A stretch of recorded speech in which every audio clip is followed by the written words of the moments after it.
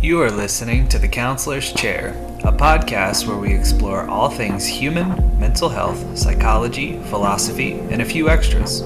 We are excited you are with us for this episode, which is the first of 2 episodes where we discuss the ins and outs of depression and ways to cope.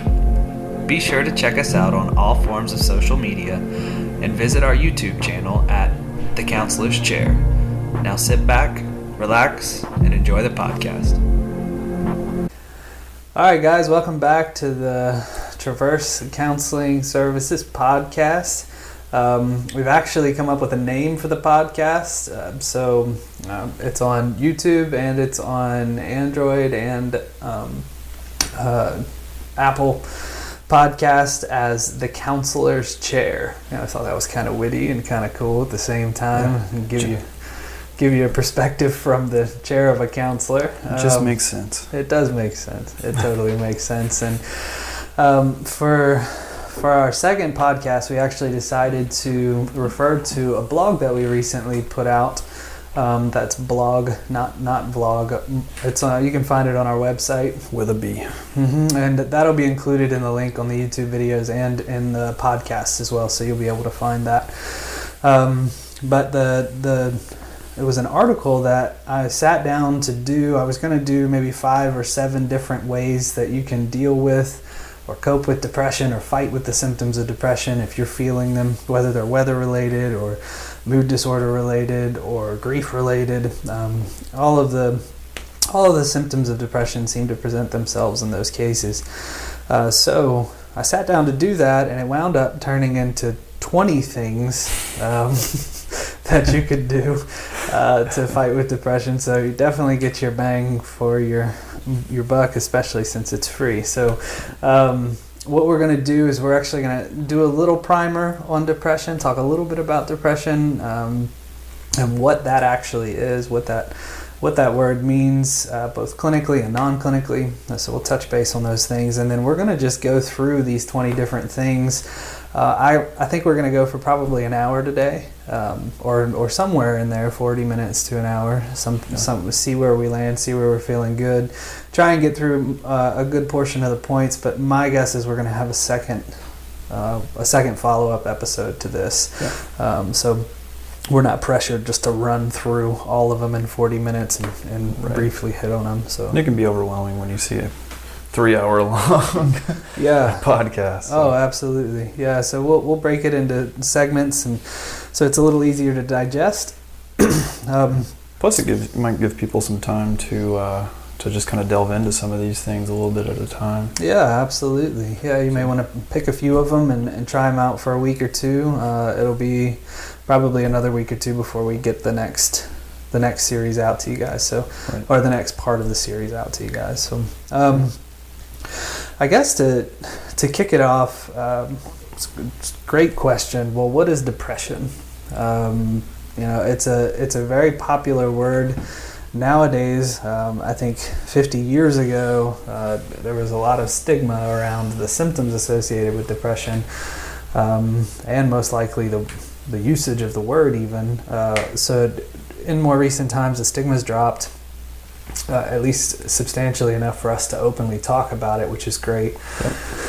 And but there's still some curiosity around what that is, especially between generations. I think that's one of the common disconnects is between generations. Maybe some of the older generations aren't so familiar with it. Some of the younger generations may be familiar with that word and the terminology. So we'll kind of jump in there. I'll give some of my perspective out of the gate, and Andrew, feel free to chime in or follow up. Sure. However you want to with that. So what I see as depression in both clinical and non-clinical sense is something that is affecting your mood and causing your mood to be both, there's an irregularity with it, but also low.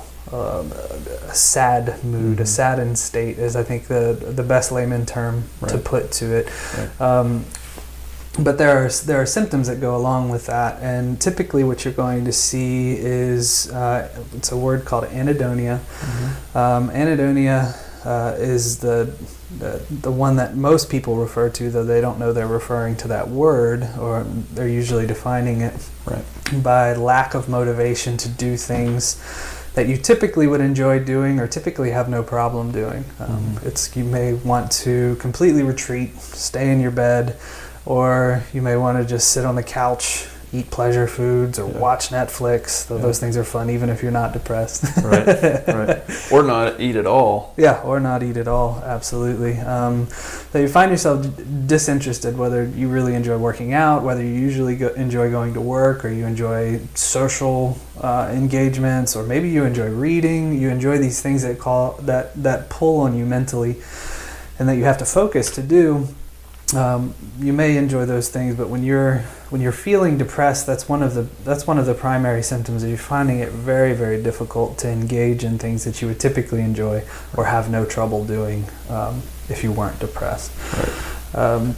So that's one of the major markers that I look for in a counseling session if someone is concerned about depression. Some of the other ones, we're looking at decrease appetite or increased appetite. And some people with that decreased or increased appetite are going to see, I think the DSM now says a 15% increase in weight or decrease in weight. I think they've actually put percentages around that. Right. Yep. I can fact check that, but I'm pretty sure those are the percentages that are listed. So you see fluctuation in appetite, you see fluctuation in weight. We also see an increased desire to sleep. You may find yourself sleeping at the times that you typically wouldn't sleep. And you can also find yourself with symptoms of insomnia and not sleeping when you would really love to sleep. Right. Sleep patterns are really get disrupted with this. With depression. Some of the other ones that we're looking for as well, one of the ones that's typically overlooked by both counselor and client or anybody is increased excessive or inappropriately placed blame or guilt. So things that you wouldn't typically feel guilty for, or things that you might typically feel guilty for or blame yourself for, whether that's failure to perform or not doing well in a relationship or seeing yourself falter a little bit at work or something along those lines.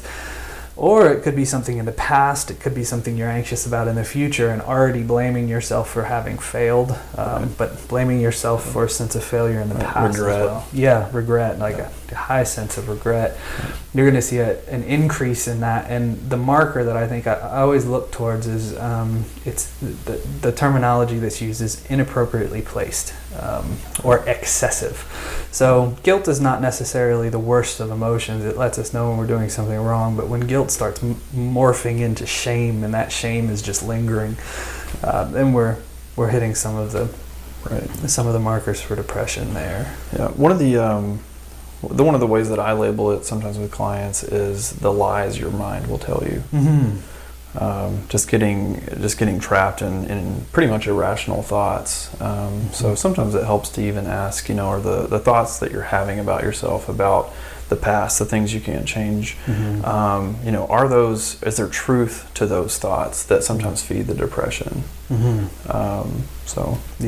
Absolutely. And another one of the things that can really play into that too, especially if you're a pretty active person, one of the symptoms of depression is psychomotor agitation, or retardation is the word that's used clinically, and what that means is that your psychomotor skills feel slowed, and if you've dealt with serious bouts of depression before, we see this in some of the more severe cases, you know what we're talking about, but really it feels like things are maybe moving in slow motion for you, or you're feeling a sort of mental windedness, I guess. Like heaviness, maybe? Yeah, like a heaviness that's affecting you physically, not just psychologically, but you're actually seeing some physical slowdown. Your response time is not as quick. Right. And that can go for speech, as well. It's not when we look at that psychomotor agitation, it can be speech, sometimes auditory as well, though that's a little more rare. But yeah, so that's one of the things, and that can really, you can really get down on yourself. Some thoughts will float around like, man, I can't even control my body. I can't even control what's going on right now. And that shame cycle kicks in. And right, because it affects performance. Oh, yeah. Both in relationships and your job. You know, if you're an athlete, you know. Yeah, oh, absolutely, man. So probably some of the other important ones too are probably one of the more important ones that people don't like to talk about as much, though I try and openly talk about with my clients, is thoughts of death. And sometimes it's not suicidal thoughts. Like it's not necessarily that you want to go out and attempt suicide, or that you're racing with suicidal thoughts. It can be thoughts of your own mortality. It can be thoughts of hopelessness or helplessness. It's another symptom that are creating a sense of, man, I wish I could just go to sleep and not wake up. Right. That's one that I hear a lot. Yeah. Or I wish I could just sleep for like a week and then just wake up and everything be fine. Yeah. Which unfortunately is not the case. Right. Yeah, absolutely. As we'll talk about, and I think one of the points on the blog is trying to keep a regular sleep pattern and keep a regular calendar, and at least maintain baseline. But we'll talk more about that for sure. So those are the symptoms of depression, and I think I don't know if I'm missing any in there, but those are certainly the ones that present the most. You'll see some relational impacts, obviously, and some of these symptoms you're not going to see on your own. You're actually going to see you'll hear other people giving you that feedback. Right. So we take that into consideration as counselors too. Well, what are your family members saying about the state that you're in, or what are your friends or what are your coworkers seeing? And sometimes those friends, coworkers, family members are so close that they're going to see that shift and mention something to you. I mean, if it seems like something's off, you seem really tired, you seem kind of slower in your speech. I don't know what's going on there. Yep. That's certainly another one. So when we talk about depression clinically, from a clinical angle, clinical depression or a clinical mood disorder, excuse me, sorry about that. When we're talking about depression in the clinical sense, we're looking to hit the mark on about 7 of those symptoms. Yep. That's what we're going to define more closely to a mood disorder, or maybe some very complicated grief as well. I think we'll see some of those symptoms as well. I think when people use the term depression by and at large, they're talking about any one of those symptoms. Sadness, that's the other one that I missed. Sadness, they're talking about you or a family member or a friend talking about depression. You're typically talking about any one of those symptoms or a combination of those symptoms. And I wanted to be clear in this blog, actually, that there are a number of different ways. There are a number of different venues that those symptoms creep in, whether it's major life transitions, whether it's the season, like I said, some complicated grief, mood disorders, whether that's major depressive disorder or bipolar. Situational, loss of job, even moving. What is it? There's like the top 5 highest stressors in a person's life. It's like grief and divorce and moving and losing a job, and I can't remember some of the other ones, but any of those could be mirrored with symptoms of depression. Absolutely. Even if you've spent an extended amount of time in another state, another country, another city, and you're coming back home, even that transition, it can present any kind of adjustment. Yeah, really. So One of the things that we also hit on was seasons. Seasons seem to actually have an effect on people. I know it has an effect on me, and some of my loved ones and friends also note that same thing. Sometimes when you move into the late fall, winter, early spring, when things are dark, rains. We've been getting a lot of rain. Gosh, in the southeast, it just dumps buckets of rain. Out west, it just snows, and then up north, it's just dark. It snows. So all of that can very much affect mood, and a lot of times we're not getting outside enough. We're not seeing the sun enough. That actually plays a role in our mood. Not getting vitamin D. Which is another thing we'll talk about today as far as vitamins being a helpful thing. There's a myriad of different venues for depressive symptoms to show themselves, and so we want you to be aware of what they are. As clinicians, we really try and stay on top of that and the research behind it, and also want to note that a seasonal affective disorder is an actual disorder that is a real thing, and so these symptoms can present based on seasons of the year as well. So that's not just some made up thing. We have some research to back that now in the last decade. I feel like one of the stigmatisms with seasonal affective might be that it's an excuse. Right. Somebody might deny the reality of it, but like you said, it is an actual researched symptom and thing that can come up in a person's life. Oh, absolutely. So don't feel shame if you do feel a little more melancholy, a little more like Eeyore from Winnie the Pooh, during the winter months or the dark, rainy season or whatever's going on in your area. Absolutely. And, if you take anything away from this episode, I think one of the main things that I'd like you to take away, whether it's for yourself, friend, family member, is to not, what is a good way to say it?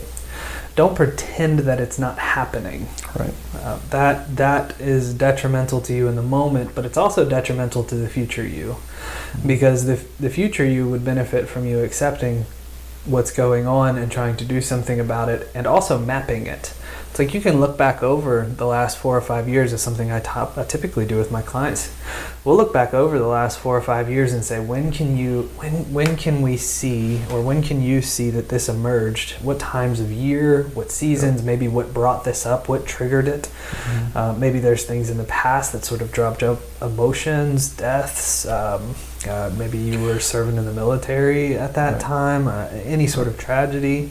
Your body kind of keeps clock and keeps score of those things and can represent them on anniversaries. But if you're aware, and not sticking your head in the sand on this one, if you're aware of it, then you can actually prepare for it, which is something that I really, really encourage my clients to do, and anybody I talk to who's experiencing depression. So that's what these 20 things that we're going to go over the next 2 hours broken into segments.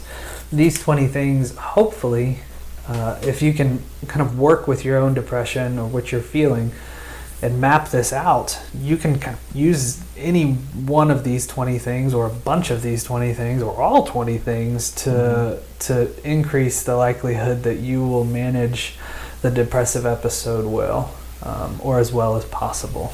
Right. Yeah, so I guess without further ado, we can just jump right into that. Seems like a good primer. Anything you feel like we should hit on that we missed in all of that, Andrew? I don't think so, man. Let's jump into it. Yeah, let's do. We'll just kind of go straight through the list. The first one, if you have the blog pulled up, if you don't, that's fine. It's called Show Me the Light. And I put this in at number 1 because, at least in the Southeast, I think people are pretty unfamiliar with this one. And I lived in Rhode Island for a time, and I did internships in Massachusetts. It seems like people in New England were a little bit more aware of light therapy, or once called phototherapy. And it's, if you're watching with us today on YouTube, there's There are these therapy lights that are about as big as this book, or as big as actually they're about the same size as an iPad, a full-size one. They come in different size ranges as well, and price ranges, anywhere from $30 to $70.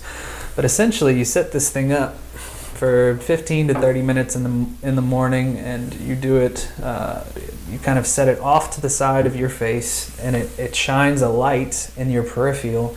Whether you're scrolling on your phone, or you're reading a book, or you're having a cup of coffee, you're trying to get into your day, whatever your morning routine is, or even some people will use it in the evening as well, depending on what your schedule looks like. But you set this thing up, you set it in the peripheral, and you go about your business with this thing about 24 inches, depending on the brightness of the light, 24 inches away from you.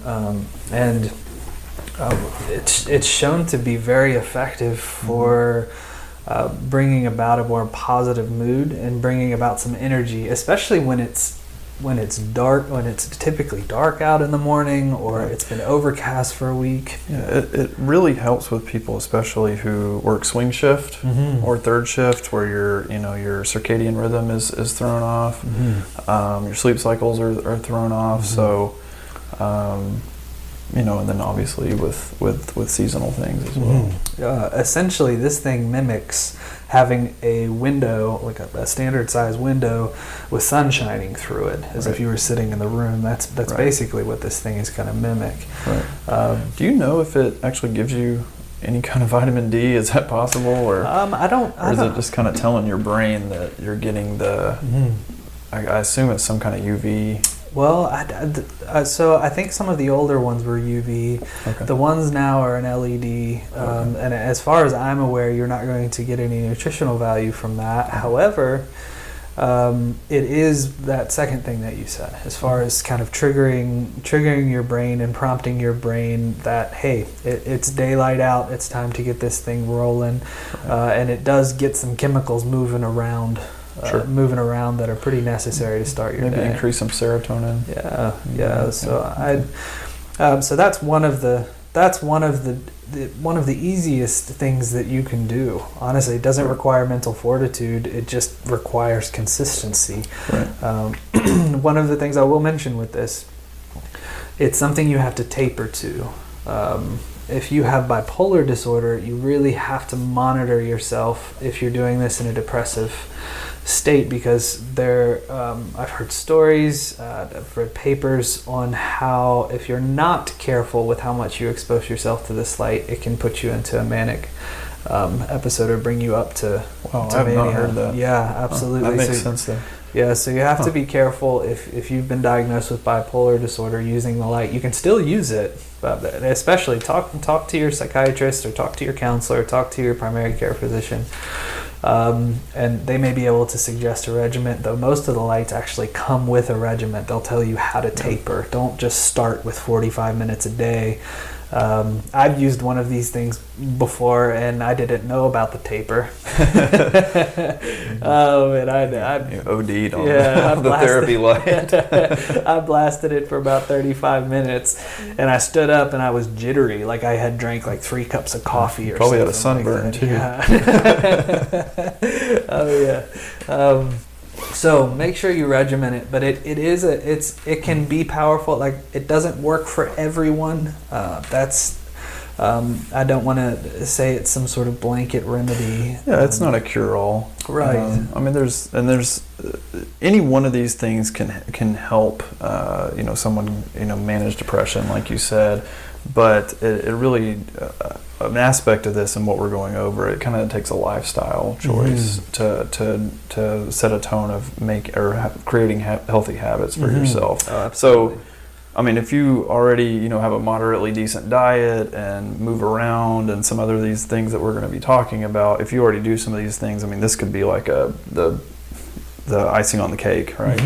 But don't think that this one thing is just going to just solve the problem, right? Yeah, absolutely.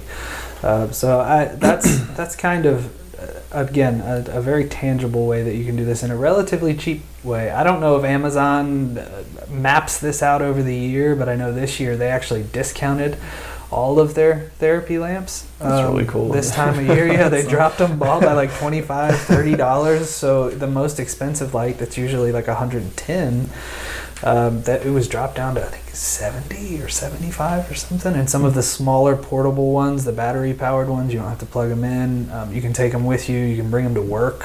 Just set it there for 15, 30 minutes at your cubicle, your desk, wherever you are. They're a little bit smaller. They're a little cheaper. But yeah, check out Amazon. If you go to the blog, you'll see I've included a couple links in the blog as far as what you can pursue there. So the next one on the list, which I think is actually another very practical one that doesn't take a lot of, it doesn't take practice, it doesn't take a lot of energy. It's hit play on something, and that's music, shows and movies. Those shows, that one, it may take a little bit more effort, but music and movies, I've worked with countless clients who have developed a playlist for themselves. That it's encouraging music, or it's music that reminds them of a very positive time in their life. It's an artist that inspires them. It's a musical genre that inspires them. But they create a playlist on whatever media source they have, whether it's their YouTube channel, Spotify, iTunes, Apple Music. Sorry, iTunes is sort of obsolete now. Apple Music, MySpace, Pandora, any of those.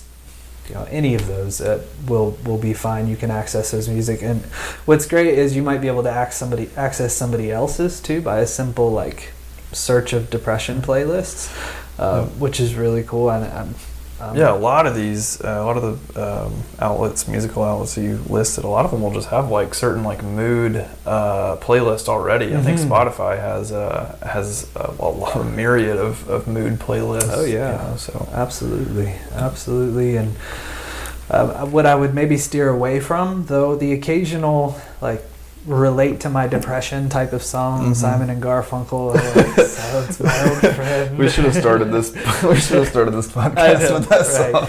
Yeah, I mean, you could listen to that song and maybe you relate to something in it. It kind of soothes some of that depression. But I wouldn't recommend spending a lot of time in dark music if you're depressed. Uplifting music can have a positive impact on the mood, and if you want to try that, when you're not depressed, just throw on your favorite like White Snake in the car or something on the way to work, and roll the windows down and jam out. I mean, you can feel that. Yeah, you can feel those shifts in your mood. And we've all, I'm sure, heard music before that kind of put us in a solemn or more pensive mood. And so maybe those are some things that you may want to stay away from when you're depressed. Shows, this is actually a really cool one. If you're near a major city, and even if you're not near a major city, sometimes high schools will put on productions and stuff like that. But if you're near a major city, usually there's some sort of theater, some sort of orchestra, something that you can pay $5 to $10 to show up at one night and pop in, listen to a symphony that was written by somebody who may have dealt with a mood disorder, because a lot of those composers actually did. Addiction. Yeah, or addiction. Yeah, absolutely. Or a play with some sort of redemptive theme in it can have a really positive impact. Yeah, do some research though. They can have a very negative impact. Yeah, there you go. Definitely do some research, dude. Look at some reviews. But what's great about the show context is this, and it could be a movie as well. Like you go out to see a movie in a theater. You're going to be around people without necessarily the expectation of socially engaging with people. Being around people is an important part of impacting your mood positively when you're depressed. I mean, you're going to want to, another symptom that I missed, isolation. You're going to want to isolate if you're depressed. You're not really going to want to be around anyone, whether that's you don't want to be found out about what you're going through, or you just don't have the mental energy to put out there. So this is a great thing where you can be around people and be in a social context without the expectation of engaging with everybody around you. So that's also a really positive thing about going to see a movie or going to see a show. You may also have a movie that you want to pop on at home that has a more redemptive message in it that could shift your mood as well. Or watching something like Friends. Yeah, absolutely. Just kind of or The Office or whatever. Yeah. Comedy. Yeah. Comedy. Like, get some comedy in your life. Get some laughs. Something lighthearted.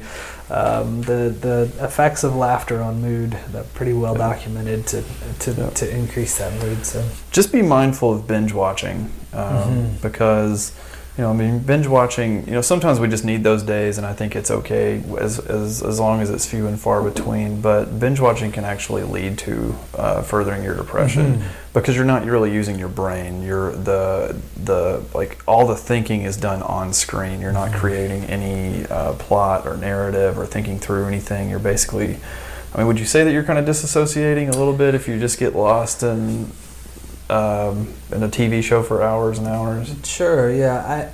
I think that if you're lost in it for hours and hours and hours, you're certainly disconnecting from the reality around you. And you're going to have to face it again. Right. The longer you spend out of it, maybe the harder. That's a good way of thinking about it. The longer you spend out of reality, the harder the transition that you're met with. It becomes an unhealthy form of coping, just like addiction or oversleeping or overeating. Just any of the symptoms that you would want to do during a depressive state, which sometimes feed the depression, versus the things that we're talking about help you cope and hopefully essentially pull out of the depressive state. Absolutely. So, and I'll skip down a little bit. If you're looking along by chance with the blog, I'm skipping down to something that I think goes a little more seamless with this movie show's music, and that's podcasts. And that's not to shamelessly plug ours, though. Hey, you are listening to one. Andrew introduced me to podcasts 3 years ago, something like that. I had heard about them, hadn't given them the time of day until I did give them the time of day. Then they got plenty of time in my day, plenty of time in my day and in my evenings. Podcasts are an excellent resource, whether you're dealing with depression or not. Excuse me. Basically, you have free information coming to you from experts, scholars, business people, self-help. Just everything. You name it, it's out there. Comedy. You can find a podcast for anything, and this is one of the ones I love too, because you can integrate it with your kids. Like, if you have kids, which I know a lot of you may, I know some of the things that we're suggesting are a little more difficult to do or to integrate. Podcasts are not so difficult to integrate with kids, because there's kids podcasts out there, plenty of them. One of my favorites with our kids is one called Wow in the World. It's a PBS production, and it's peppy, it's fun. I enjoy it, my kids enjoy it, and it makes, I know my wife plays it on the way to dropping the kids off to school in the morning. It makes things smoother, which is helpful with depression, but also you get to learn things. You almost feel connected to a sort of community, since a lot of people follow these things as well. So podcasts, whether they're informational, educational, comedy, there are drama genres that, you can get on podcasts and somebody will have dreamed up a whole entire world, and they're walking you through like an episode in this world or something. It's really, really cool stuff. If you're into the, is it the phenomenological? I don't know that's the word I'm looking for. Yeah, I think so. So if you're into the spirits or things like that, there's the ghost stories and all kinds of stuff that you can. Science and history. It's It's pretty vast. Yeah. So check out podcasts. Apple Podcasts, Android Podcasts. If you don't have the apps on your phone, all you have to do is go to the App Store and type in podcast, download the app, and you have access. Or a lot of these places have their podcasts on their website as well. Yeah, and it's a positive way to honestly like invest in your life, because it is knowledge. Someone told me the other day that they listen to podcasts, and I was like, oh, that's awesome. What do you like to listen to? And they said they listen to a sports podcast, and I kind of laughed because I was like, well, there's no growth there. Yeah. But at the same time, I mean, if that's your hobby, then obviously like you're getting something from that. But I would challenge you to listen to things that, or maybe outside of your box, that challenge you. That because I listen to meditation podcasts, business podcasts, science stuff. Therapy podcasts. But it's nice because if you're doing something you don't really want to be doing, mowing your yard or doing dishes or cleaning your home or whatever, or driving to work, it's just nice to be able to, instead of, just doing that thing and not really maybe having a good time, like you can actually be learning. And also, you and I both have recently got into Audible. Oh yeah. So listening to books, Yep. we've been doing that. Both of us have been doing that like crazy. So, yeah, and I think, my parents, when I was younger, used to have a fit when I would listen to secular music or watch not good movies or TV shows. But, and now I realize, I understand like where they were coming from. When I was younger, it was like, oh, come on, Yeah. But, now realizing the benefit of listening to something positive and listening to something that's rich in knowledge, really can alter your mood. It can, give you self-esteem. It helps you to connect with community, which is what we've been talking about. Absolutely. To be able to have conversations. You feel a little more confident and interesting when you do interact with different people, because you can talk about an eclectic array of topics because, you've listened to it, and you don't really have to sit down and read, obviously reading is great, but at the same time, there's certain times throughout the day where we can, listen to a book or listen to podcasts and, knock out tasks and chores of the day while also growing mentally. So. Oh yeah, that brings up another topic that we probably could have hit on with the movie part, but it's all interrelated. I know that you may also find yourself wanting to binge on video games. I didn't include that in the blog, but I probably should have. Right. It's a similar thing to binge watching Netflix, though I know that a lot of people game for community now, and so there's a lot of people that you're talking to and discussing things with. That this is actually maybe a cool alternative to something like podcasts. Maybe a cool alternative to gaming, where you're not getting the visual stimulation and maybe not getting that immediate, the competitive you're not getting that, but you are getting a sort of conversation with someone. So it may be something that you want to try instead of gaming, because again, gaming, you could get lost in this alternate world, and then your depression is there as soon as you come back to this reality. So and I think gaming just sometimes leaves people feeling dissatisfied and angry, because you're not, especially if you're playing online, you're not you might have a couple of good rounds, but then, you're typically you're frustrated, and that's what keeps you coming back. It's just the stimulus that, can be unhealthy when it goes on for hours and hours and days. Sure, absolutely. Well, and we'll bounce around here a little bit. I think the let's get spiritual. That's what it labeled. I had that song like, let's do it. So, being here in the Bible Belt Loop, there's many people are involved in spirituality, religion particularly, and depression is one of those things that something that you could feel very sure about when you are not depressed. When you're depressed, all of a sudden it has a question mark behind it. Like, is this real? And what I encourage my clients to do is like put a pin in that thought, but I would not explore it while you're depressed.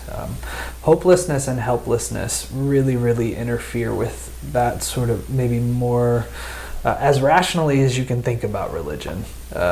When you throw hopelessness and helplessness in there, it sort of decreases your ability to rationally think about it, though people would probably argue that some aren't thinking rationally anyway. But I'm coming from the platform that you can think rationally about religion and spirituality. When you're depressed, though, your rationality with some of those things it sort of plummets or is decreased. So maybe you put a pin in that and you continue the routine of religion, which I think is really a great thing about religion. Is there's a routine, there's a repetitive nature to it, there's a repetitive social engagement involved in it, and that can really be something that gets you through just hitting the next marker. And I would encourage you, if you feel shame about that, well, I'm just doing this because it's habit, it's like, no, like you're doing it because it's good for you and you believed that it was good for you 2 weeks ago. So continue on that trajectory. Continue with the routine of it, even if your emotions are sort of wavering all around it.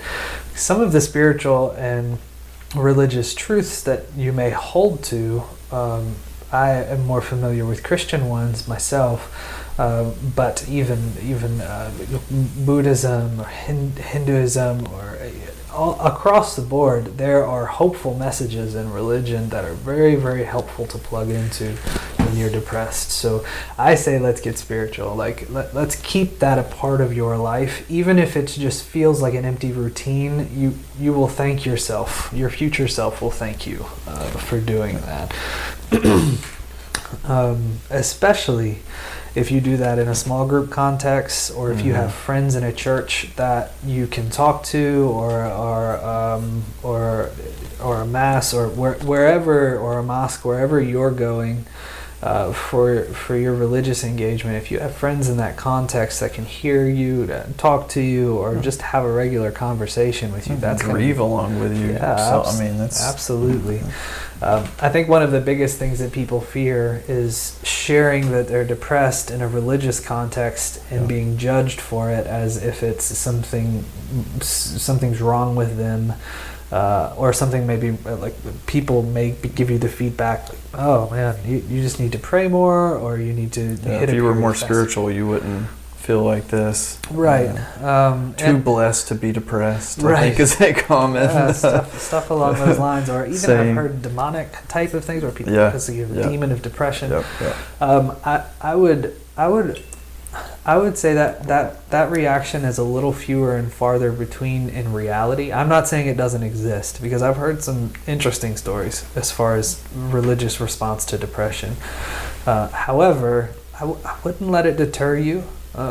I'd maybe let that roll off your back like water off of a duck's wing, just kind of like fall away, because like I said, the routine and the relationship there would be important, though. I think it's pretty unlikely that somebody's just going to smear that in your face. I would hope not. Yeah, I would hope and not. If that's the feedback you're getting, it's kind of like it's just maybe it might help to get a second opinion.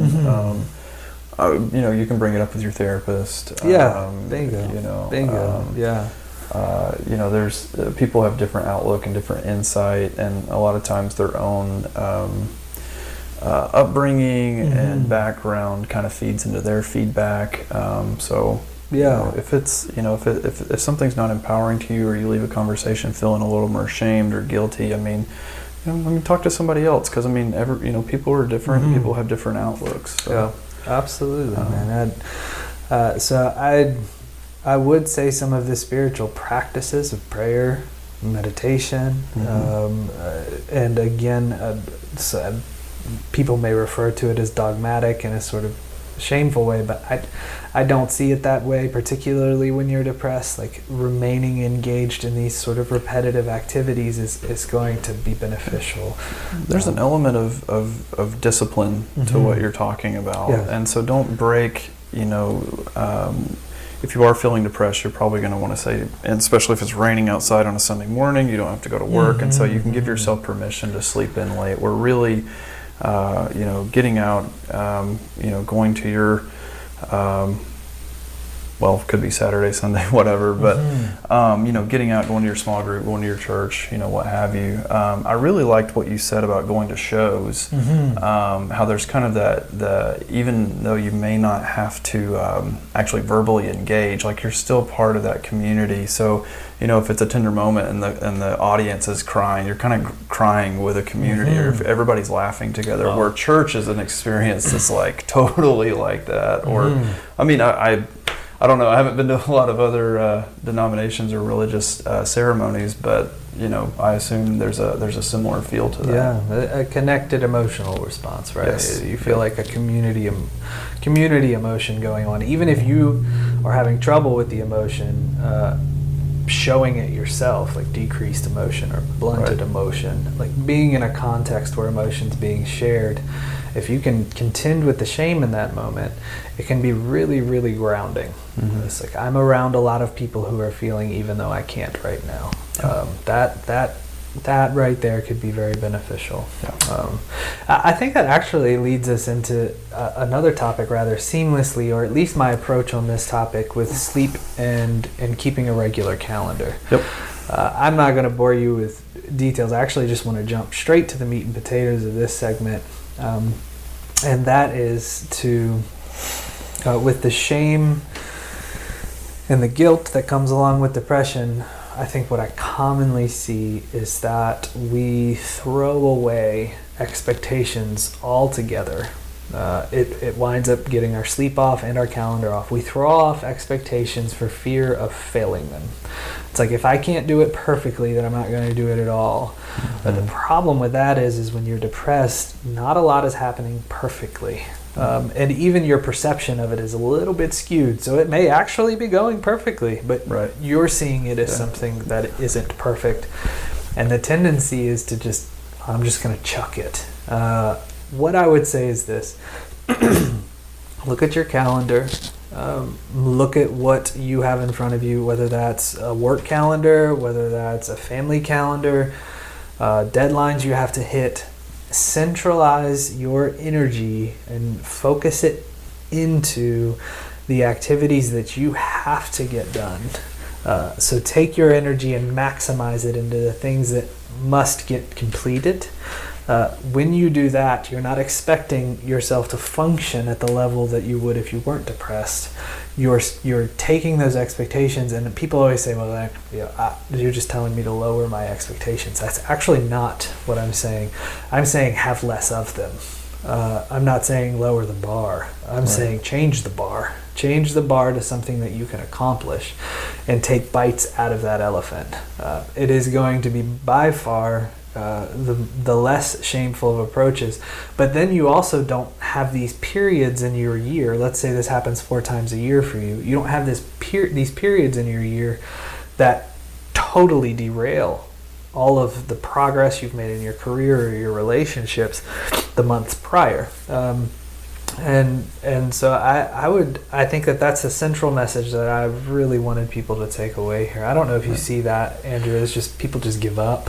Yeah, well, and I think one of the reasons we did this specific podcast is because we're seeing a lot of the seasonal affective type stuff going on. And so what I have been seeing a lot of is students not going to class and carrying a lot of guilt and feeling overwhelmed because they're not, they have to get notes and they have to make up exams and they kind of have to humble themselves and go take some ownership to a professor, people calling in from work.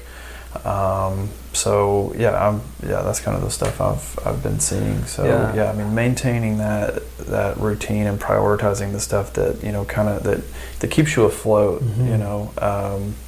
I think it's totally legit. Absolutely. And and I also hear, to kind of tie a family aspect into this for moms and dads both. I'll speak from a dad perspective. I have 3 young children, and if I'm feeling low, it's harder to engage at the level with all 3 of my kids that I typically would if I'm not feeling low. I wind up not doing as much with them, or I might not be as emotionally present. And what I find is because I'm still trying to put out as much as I as I did when I wasn't feeling low, whether that's situational, whether that's stress at work, or just stress in my own mind, or whether that's stress in my environment that's kind of pushing my mood down, where I start to feel like a failure as a father. That is an ultimate backfire, because I see shame as the giant, like, that was easy button. I don't know if you remember those Staples commercials where they had the big red button. It was like, you hit it and it was like, that was easy. Yep. Shame I see is this big red button that you hit it, and like disengagement becomes really easy. Yep. So you start to feel shame, so you just pull away and you don't do anything. So as a dad, so that I don't feel like a crappy dad, because I don't believe I'm a crappy dad, but sometimes I feel that way. It's like I might not be able to play with my kids for 3 straight hours when I get home, and help with bath time, and like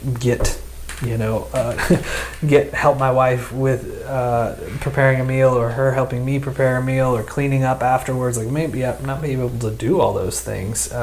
So I'm picking 3 or 4 things that are going to be, I'm going to max out my energy in those 3 or 4 things, and my kids are going to know that I'm there for them in those activities. My wife is going to know that I'm there for her in those activities, and ultimately I'm still going to feel plugged into my family in a non-shameful way. Right. So that ties in some of the family aspect to this as well, as trying to keep some regularity. You don't just give up and sit. That will make things infinitely worse. Even if you just pick one thing, do that one thing. Right.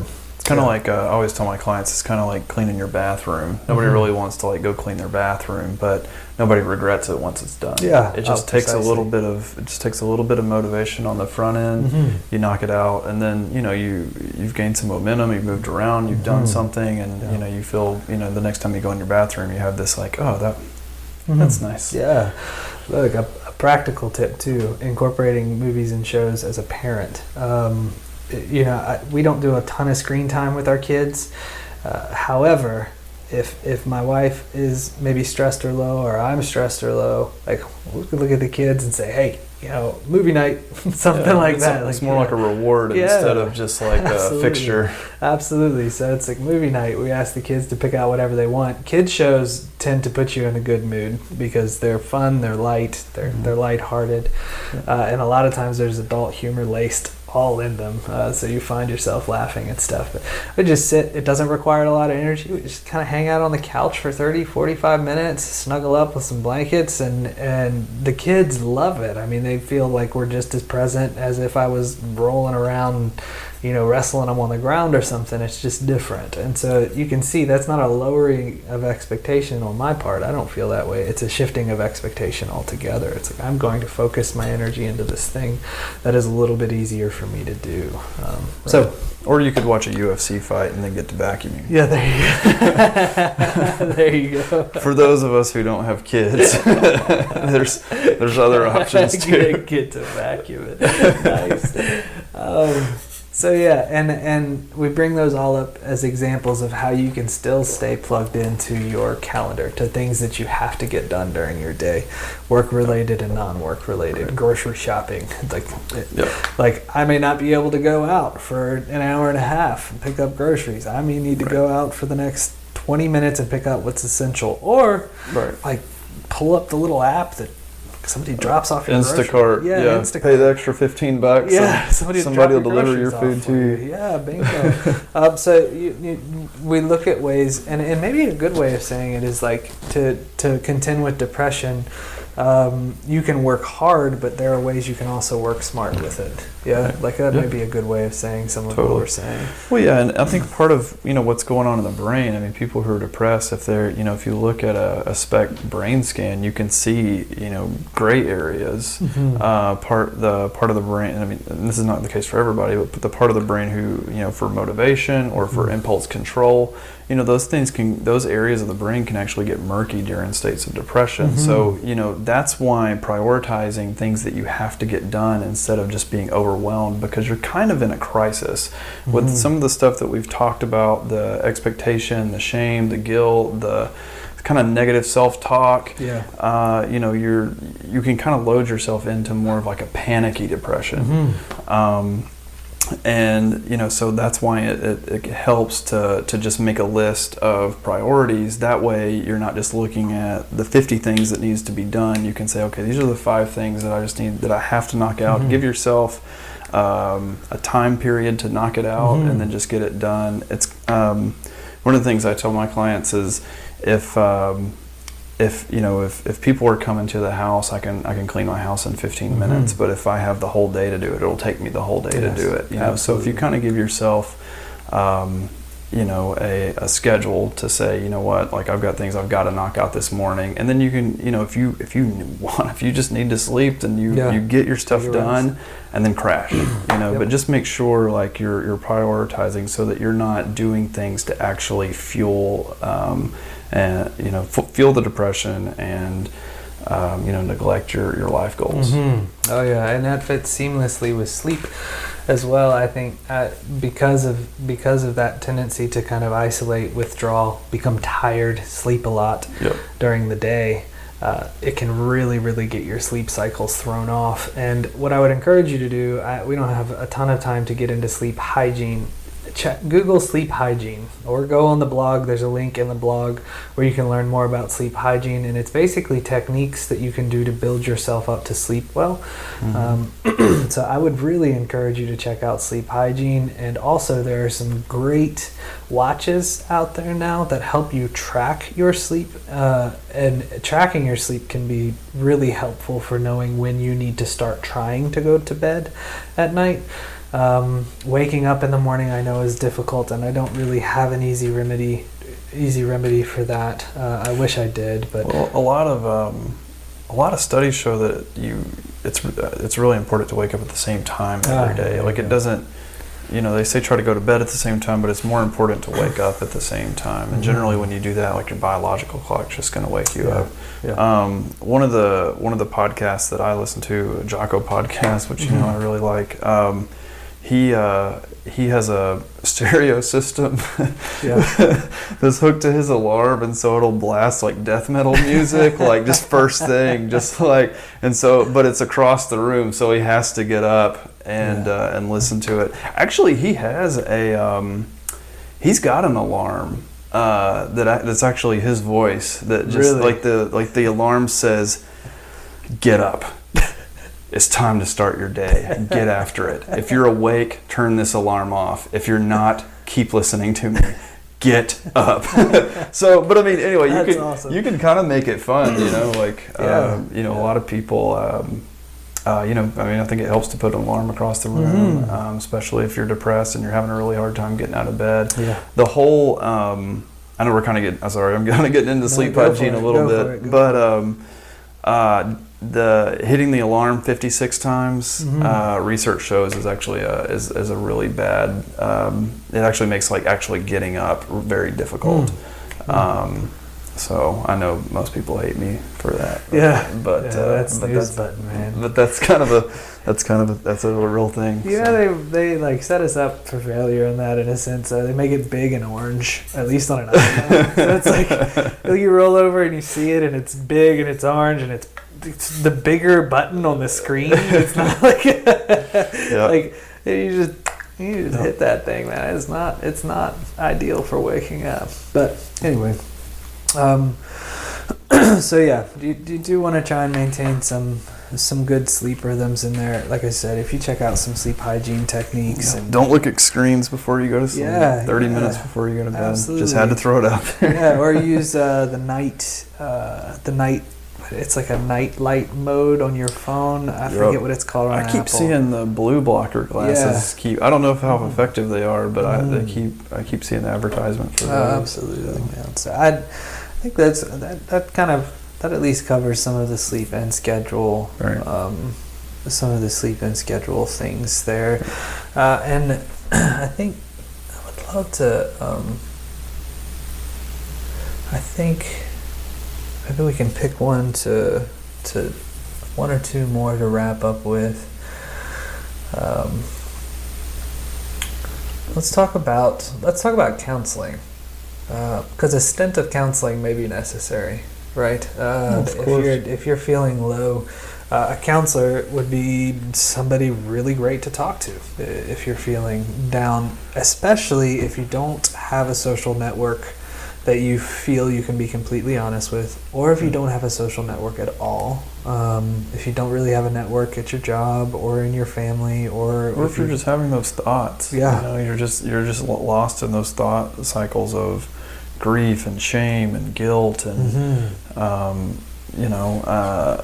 that's kind of the beauty of counseling. I mean, sometimes a person might have a solid community around them, but the thing with that isn't it, and it's a wonderful thing. We all aspire to have a good community around us, but sometimes people give us feedback based off of their biased opinion, and their relationship with us. So sometimes it just helps to kind of process with someone that you don't know, because sometimes it's hard to go to the dark places with a loved one or a relative or a clergy member, especially, because they have them. You might not want to disclose, some of the things that you're going through. Maybe some of the ways that you're coping that might be negative through addiction or pornography or, what have you. So, definitely talking to a therapist can help you, talk your way out of, some of these, unhealthy symptoms that, you don't want to carry for forever. Right? Oh yeah, absolutely. Especially if you find that they're tied to things in your past, whether that's maybe past trauma or the death of a loved one, which I think are probably in the same column for a lot of people, or it's maybe work-related stress, family-related stress, maybe the people that you would typically talk to are the people that are actually stressing you. So coming into counseling is a great way to process. You could process some of that stuff in the past in a confidential manner. And I mean, a counselor, we're trained to do this, but also it comes pretty naturally because we don't know our clients previously, and really there are so many aspects of life we don't know about our clients. There's an objectivity that we can have because we're not participating in the regular day. There's an objectivity that we can have that allows us to challenge some of those really negative thoughts that may not be grounded in reality.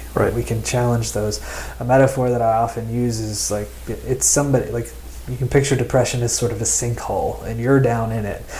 And seeing a counselor is like having somebody stick their foot down in there with you, but keep their other foot out of the hole, right? And so you have this partial commitment to be there with you, but also there is a partial commitment to this other foot that's outside of the hole, and is like, hey, our goal is to eventually pull out of this thing, and so I'm going to keep my foot up here, and that really does help you remain somewhat objective to give the feedback necessary, particularly to those really negative self concepts that can start to formulate in depressive episodes.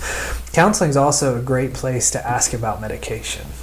Counselors, at least in the state of Tennessee, I think there's 2 states out there where counselors can actually, like LPCs, master's level clinicians can, or I don't think it's MFTs. I think it's just LPCs can prescribe medication. But by and large, that's not a practice. Usually a counselor cannot prescribe medication unless you're seeing a psychiatrist who also does counseling, which is a little rarer, but that is the case. But a counselor is going to be pretty knowledgeable, hopefully, knock on wood, that most counselors are going to be knowledgeable in when medication would be beneficial for you. So you're not signing up to see a psychiatrist, you're not disclosing to your primary healthcare physician to talk about this stuff. You're trying to get maybe a psychological perspective about medication and how it could be beneficial without committing to the medication yet. Like this is a great counseling is a great place to do that and explore that route. Yeah, and to be able to kind of navigate and identify patterns. So there's obviously like a difference in clinical major depression disorder versus phase of life adjustment, right? Where they're like, you can do some of these techniques that we're talking about and kind of work out of that. But I mean, that's not to say that a person with major depressive disorder can't do these same things and have similar results. But in certain cases, certain times of life, medication is totally an appropriate option. Yeah, totally. And we're seeing what's great. We're seeing a decrease in shame around medication across the board, which is really nice. The stigma around medication for mental health concerns. I would equate it to like if you have a heart condition or you have high cholesterol. I mean, the longer you go without the medication, the worse it can become. It's like, well, give the medication a shot, see what happens. Sometimes it's only needed in a stint. Who knows? And you can also see, I want to reiterate that point from the beginning. You can see where it's helpful in a lot of these points to map out your depression. Because some of the things we're talking about, like when you're in the throes of it, trying to engage these things and prioritize, and it's way more difficult than if 2 weeks before you're like, oof, yeah, I kind of feel something coming on right now. Or historically, this time of year really sucks for me. If you're thinking in that manner weeks ahead of time, you can plan for this thing. I know that's probably not what you want to do, but you can, and you can see where something like maybe talking to a counselor ahead of time. Like, hey, I think in a couple of weeks, like things are going to get kind of bad for me in the mood place, and we can help look back over the past. Okay, so what are the concerns you've seen then, and know too if maybe you want to try and get in for medication a little bit sooner. So medication is pretty effective, not effective for everyone. It's not a blanket cure, but medication can be really effective for keeping the basement door on, is another metaphor that I use. Like depression kicks the basement door open and you can plunge down really deep. Medication kind of keeps that door bolted, and you may smack the door, but it's that medication is going to keep you from dropping low.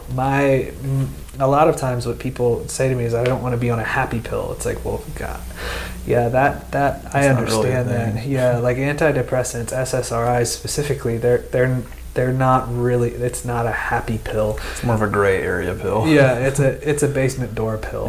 That basically it keeps you from going too low. But it's not. But you're not going to be super high either, unless you have bipolar disorder, right? So some of the antidepressants can send you up.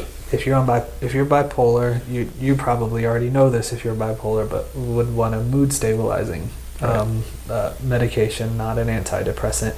Though I'm not a psychiatrist, I'm not a medical professional, so that's something you would want to talk about specifically with a psychiatrist or a PCP. And the cool thing, you were talking about the stigmatism of pursuing med management for mental health issues.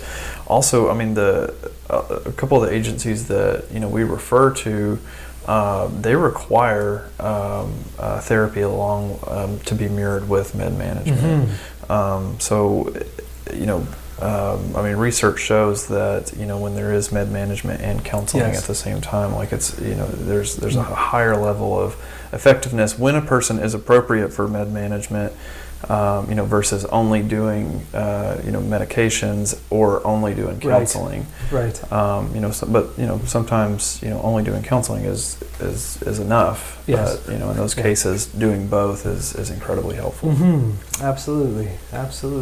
And I think we'll pick one more to wrap up on, and I think this is just a chapter, is a good one to wrap up on for this, especially if you if you don't have enough time to listen to the next one. We'll sift through the ones that we missed, but this one's sort of lower on the bottom. This is not necessarily I guess it's a way to fight with depression. It's more of a mode of thinking. It's helpful for anybody listening to know that most forms of depression ebb and flow. and they ebb and flow on a sort of cyclical basis, but they can be a singular episode. The thing that I would like to get through, and there are disorders that don't apply to this, but the vast majority of mood disorders or reasons why you might have depression in your life adhere to this principle. It's going to alleviate at some point. Like you're going to come back up, at least to your normal baseline. You're going to come back up, and a lot of times, if you're watching on video, it kind of like looks like this mountain range down, and then a mountain range back up. It's not like a smooth down and a smooth up. There might be days, and in those days, you feel fine. You feel almost like your normal self for 4 or 5 hours, and then you feel yourself sort of slowly dip back down in the rest of the day. It's important to know, though, that the cycles of depression, usually you're going to see them between an episode last, a clinical episode anyway, from 2 weeks up to a month, and sometimes farther along than that. But it's good to remember, like, this is just a chapter of your life. This mood that you feel right now is not the rest of your life. You may experience it at different times in your life, but you generally are going to come up. Now, instances where that's not the case, are sort of more rare disorders, or sometimes trauma can really, really wreak havoc over periods of time that are longer than what you would typically see in a depressive episode. Substance abuse can keep you trapped in that for long periods of time. Absolutely. Sure. Yeah, I mean, and one of the points we'll touch on right now, alcohol particularly. Yes. Like excessive alcohol use, and particularly excessive alcohol use. If you're depressed and excessively using alcohol, you're numbing. You feel like you're numbing, you're numbing things out. However, alcohol is a depressant. So you can imagine being depressed and taking a depressant. But 24 hours after you take that out, after you take in that alcohol, your body is going to go haywire on you, and your brain as well. Like, depression is happening in the brain primarily, and so. It's affecting your brain, it's affecting your thoughts, it's affecting your gut responses to things, and what you put into your gut actually matters. But, well, it's kind of like, I mean, what I tell my drug and alcohol clients, it's like slapping a Band-Aid on a bullet hole. It's not fixing the problem. Sure. It's only temporarily, I guess, numbing out. So, these things that we're talking about, doing counseling, taking care of yourself, taking care of your mind, taking care of your body, creating discipline and healthy habits for yourself, like, those are things that will, help you to manage the states while you're in the depression, but it, also help you to maybe, hopefully, have a lifestyle of, more up here than down here, right? Yeah, absolutely. But alcohol will, when you're intoxicated, will spike your serotonin levels, which make you feel pretty good. But it kind of depletes those serotonin levels. So the next day, that's when we have hangovers. That's when we feel more anxious. That's when we feel more overwhelmed and depressed. So what do? We have to get those levels back up. So we drink more. That's why they say, if you have hair of the dog, to drink first thing the next day and you'll be okay. Unfortunately, it's just an ever-ending cycle. And also, alcohol keeps your body from regulating oxygen through the blood the way it needs to. And your brain definitely needs oxygen, and it dehydrates you. 80% of your brain is water. So if you're dehydrated, you're not getting the oxygen you need, you're not getting the serotonin you need, you're gonna feel in the dumps. And if you're a daily drinker, then it's gonna prolong your state of depression. So and marijuana does the same thing. Yeah, it does. You might want to leave that out. We can talk about that. We might have a whole podcast. We'll just call it Mary Jane. So a caveat with the alcohol use as well. Like, if you're listening to this and you're thinking, okay, I need to cut back my alcohol consumption. If you're a long-term heavy drinker, you might need some support in doing that, medical and social.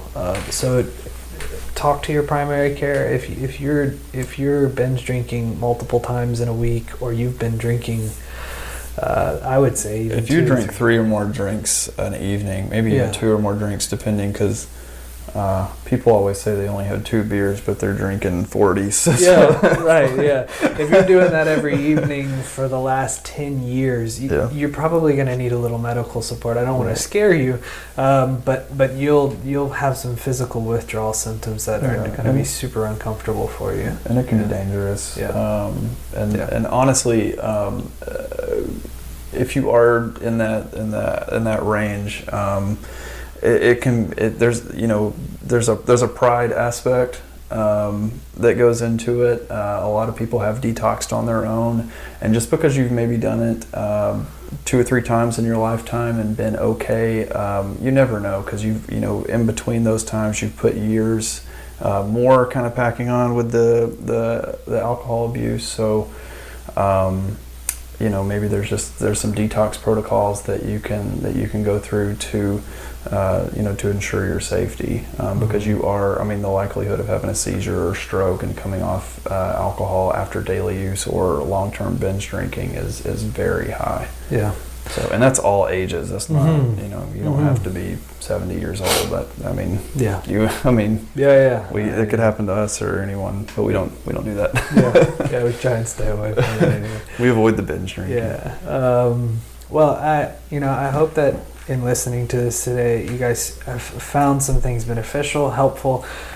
Again, if you have questions about what we're talking about in this episode, you can email us at either admin@infotraverse.com. It'll be in the link in the podcast, as well as in the YouTube links, or contact@infotraverse. We might start moving over to that, and I think this week I'm probably just going to create a podcast at InfoTraverse. That'd probably be the easiest way to do things. So totally.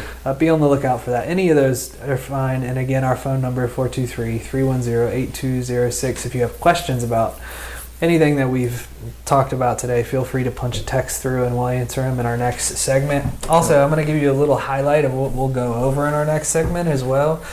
Some of the things that we didn't hit on. Namaste, which is we're going to talk a little bit about yoga and body movement, meditation as well. Art and creativity. That is actually a very powerful one that I'm excited to go over with everyone. We'll go over that. I like to move it, which is going to talk about working out, making sure that your body's moving, and maybe something that you can do during the time of being depressed that could be successful.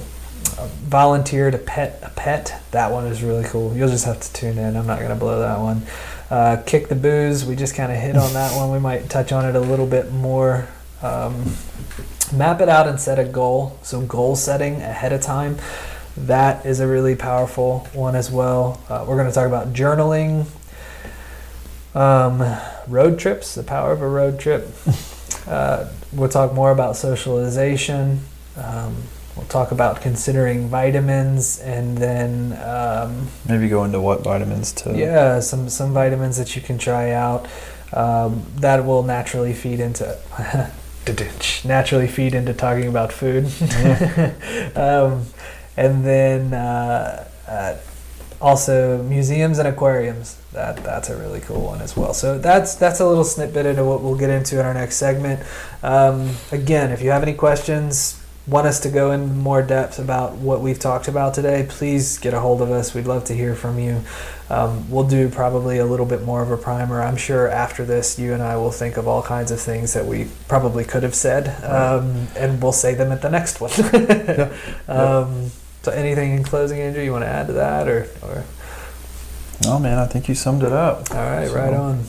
Well, thanks for tuning in again, guys and gals. We will see you or you will hear from us in another week. Hopefully we'll have the next segment recorded in a week, and we'll put that out. This should be up as soon as possible. So thanks again, and remember to check us out online. We have a cool blog, and we have some social media out there: Instagram, Facebook, Tumblr, Pinterest. We're on LinkedIn, Twitter.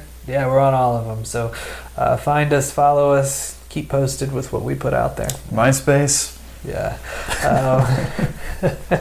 I don't even know if that's a thing anymore. But I don't think it is. Anyway, well, you guys have a good rest of your day, good evening, whatever part of the day you're in, and we'll catch you next time. See ya. You have been listening to The Counselor's Chair, sponsored by Traverse Counseling Services. For more information, visit our website at www.traversecounselingservices.com or email us at contact@infotraverse.com. Thank you again for listening, and we hope you will join us next time for our second installment of Coping with Depression. This podcast was recorded and produced by Josh Zello, and music installment is provided by Joel Harris Music.